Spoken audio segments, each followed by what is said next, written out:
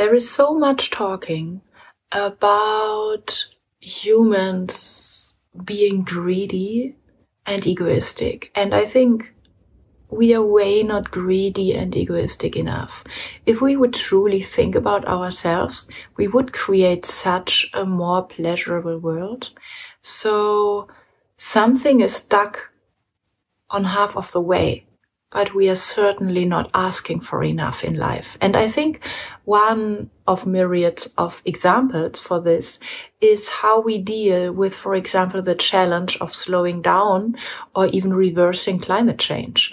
Because we are so unambitious in making the suffering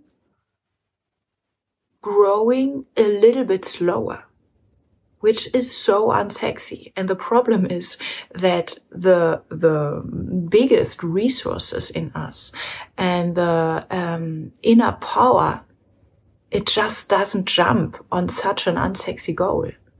Like, nobody wants to just,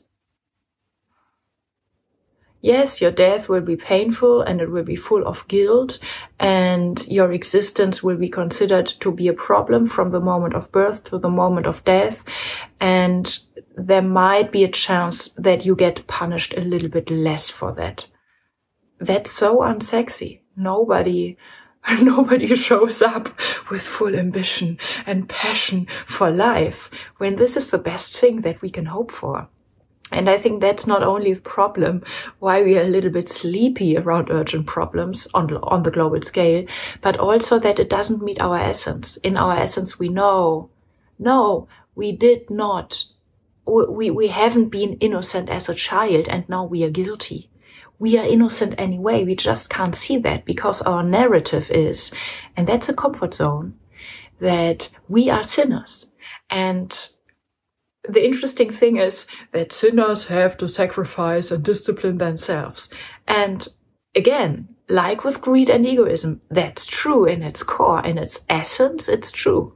We have to sacrifice the comfort zone of being a sinner. We have to give up our righteousness around being a walking problem. And that scares us to death. To be honest, us talking about humans and especially ourselves in terms of self-blame and critics, and all of us have to change, first of all, ourselves. It's true. But change your shitty thinking about yourself. Change your low self-esteem. You confessing that you are a bad boy.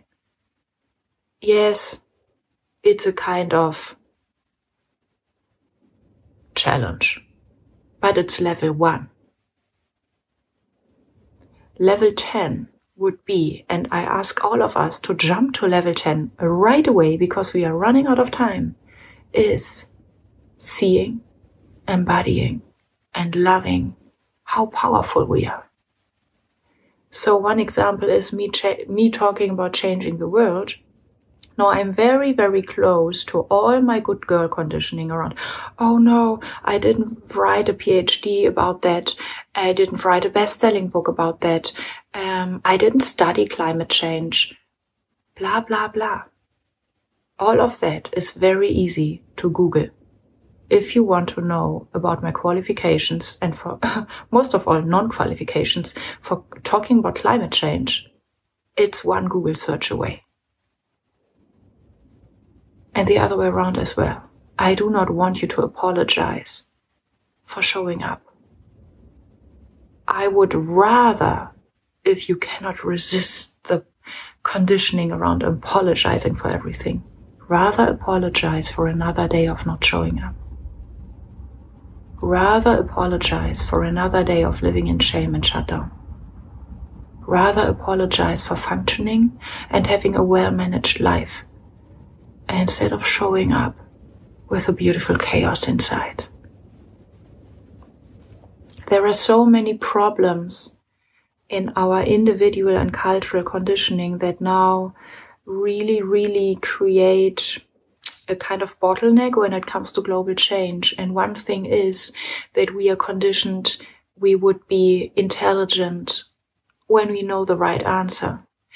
And at the moment, when it comes to changing the world or healing the climate issue, which of course means a holistic healing on almost, I think, every level that we are suffering from at the moment anyway, it stops us from seeing where the intelligent questions are. Because we are so hypnotized, if I ask the right questions, I run out of the sudden ideas, the immediate answers.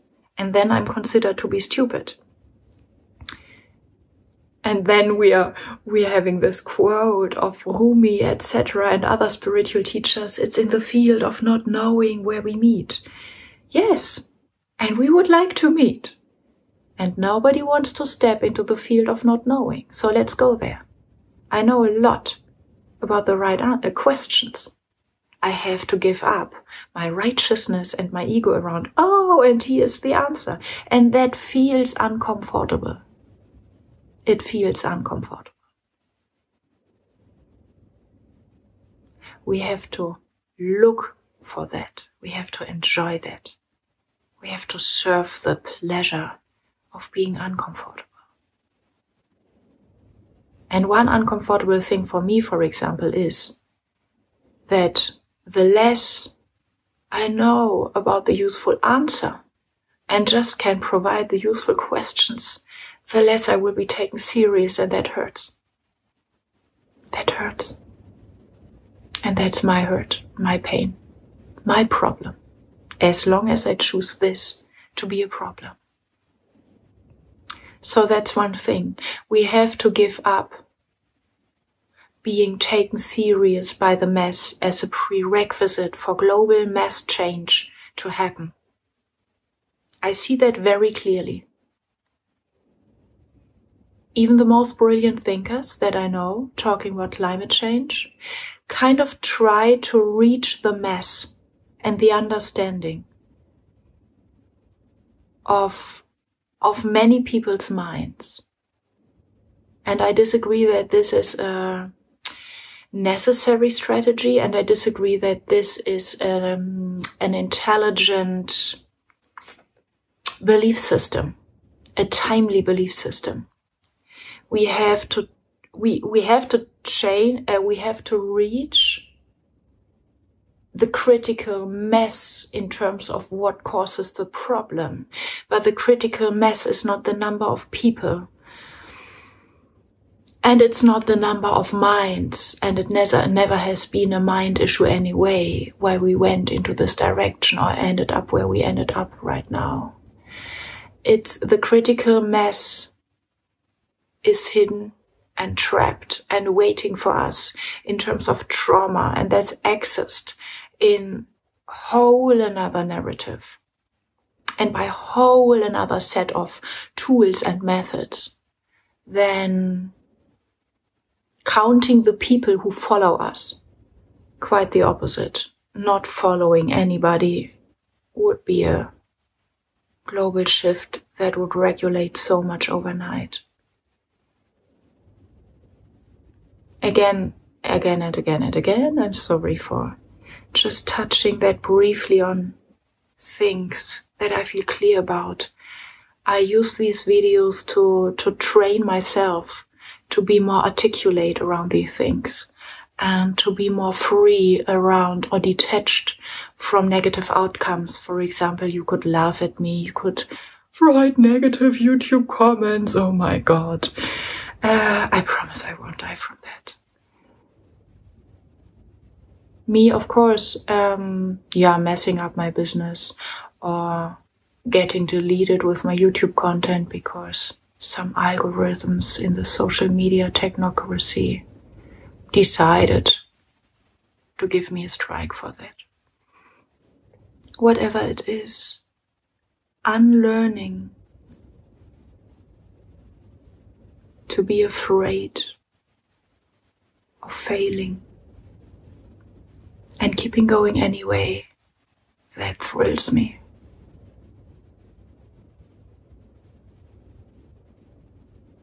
Could we show up for this world by losing the fear of losing it, by losing the fear of burning it down. I'm so certain that we would show up even more.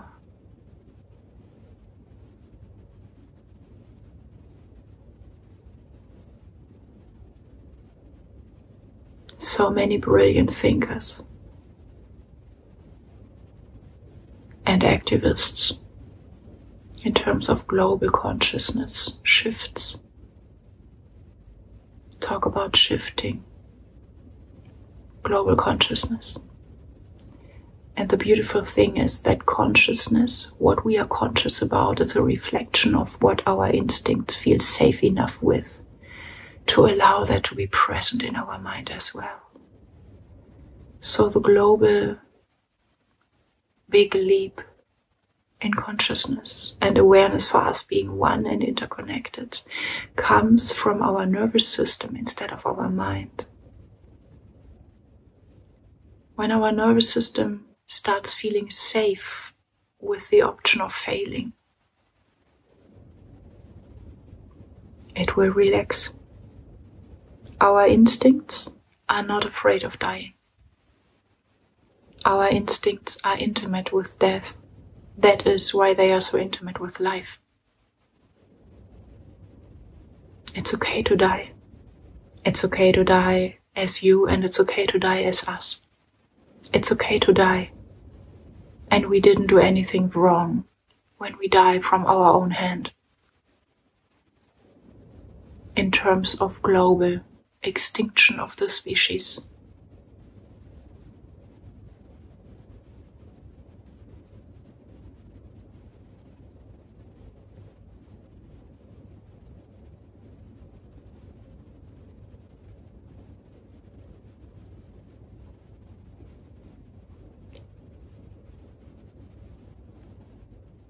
I feel a lot of sadness in this moment, because I reached unexpectedly a crossroads, two diverging paths in the woods. And I want to give words to this moment because it scares me. It makes me think about a poem. I can't give the exact quotation. Two roads diverged in a wood, and I took the one less traveled by, and that has made all the difference. So this is me standing in this wood, having this moment that happened a minute ago. I want to share it. I said it's okay to die from our own hand, and what was in my mind when I was saying that is,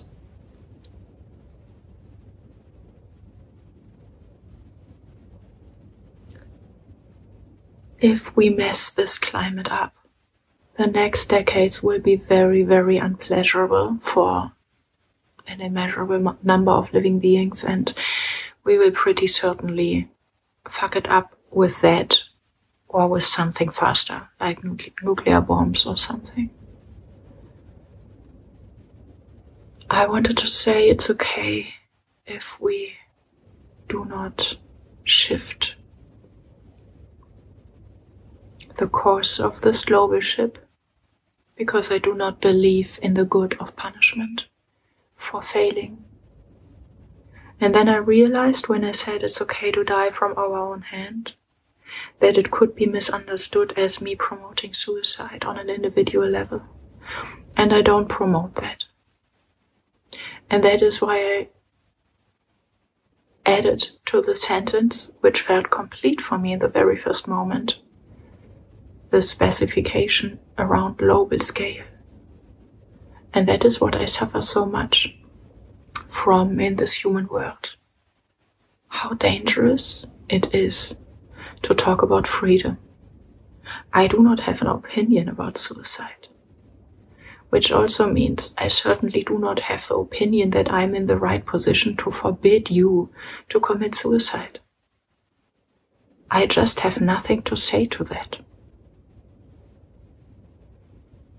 And being abstinent of judgment and talking about what I want to talk about is such a dangerous thing. It's such a dangerous thing. Maybe the word suicide gets scanned by algorithms of YouTube, and YouTube decided to put a strike on videos that are talking about suicide. And I didn't want to talk about suicide. It's just in the field of taboos that we are not allowed to touch. And when we become aware for trauma, we start seeing all those dark places of taboo. Do not touch that. And the grace of functioning is we do not see what we do not see. And the grace and pain of somatically awakening our senses, which is our mind and consciousness eventually as well, is we cannot unsee the darkness. And we even start stepping into the dark places without planning it, like for example me, with the sentence being aware of this is a risky moment, and then jumping into the even bigger risk by taking the road less traveled by. And that has made all the difference.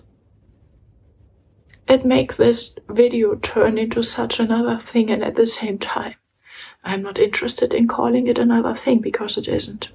In my mind, it isn't. This is how life interconnectedly flows anyway.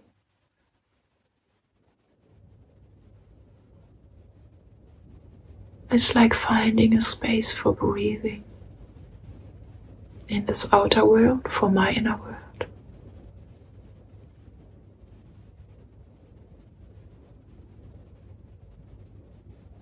And in this moment when I stop with a narrative around having to deliver one story from A to Z without jumping in topics. I jumped in topics. I didn't jump in terms of energy, I followed it. I think us following energy is a good and refreshing and energizing new habit. I'm interested in training that.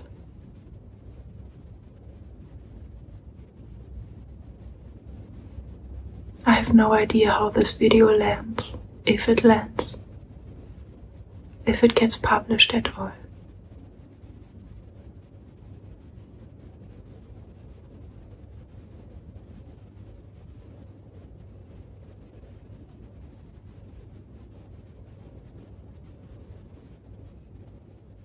It doesn't feel complete what I shared here, but